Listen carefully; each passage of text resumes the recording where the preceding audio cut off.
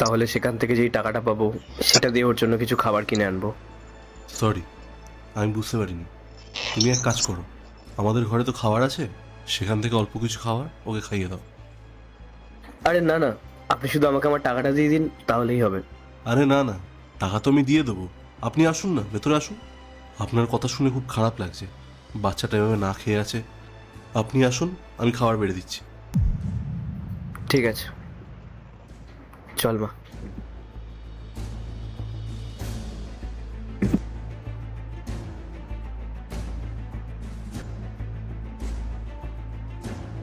বসুন।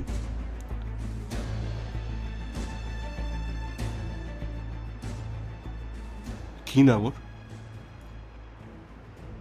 ওর নাম ঋতিকা, ঋতিকা মিত্র। আচ্ছা দাদা, আপনি তখন বললেন ওর মা আপনার সাথে থাকে না, তারপরে বললেন পৃথিবীতেও নেই। ব্যাপারটা ঠিক আমি বুঝলাম না। আপনার যদি কোনো প্রবলেম না থাকে আমি জানতে পারি কি হয়েছে?